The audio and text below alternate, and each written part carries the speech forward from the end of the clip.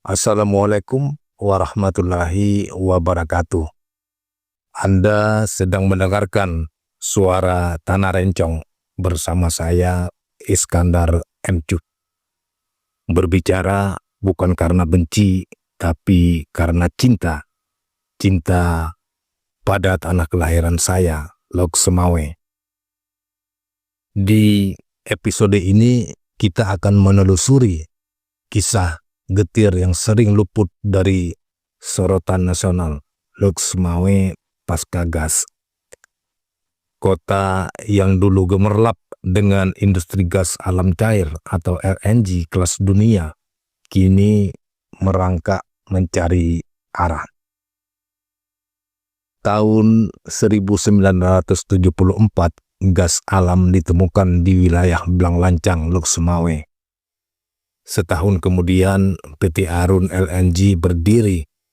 Perusahaan patungan antara Pertamina dan perusahaan asing ini memulai ekspor gas pada tahun 1977. Dengan kapasitas produksi sekitar 12,5 juta ton LNG per tahun, PT Arun menjadi penopang devisa negara terbesar kedua setelah minyak bumi. Lok Semawe saat itu bukan hanya dikenal di Sumatera.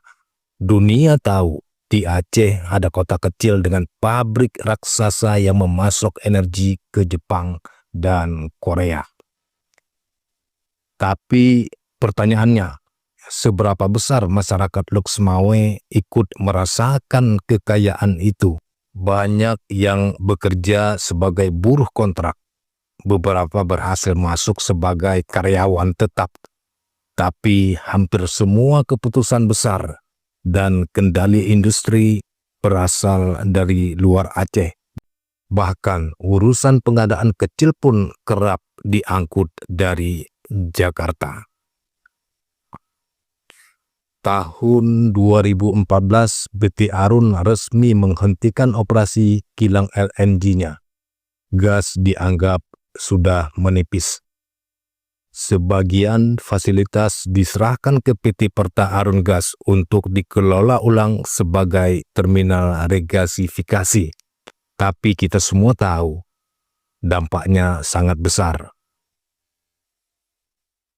Pengangguran melonjak. UMKM yang dulu hidup dari karyawan Arun tutup.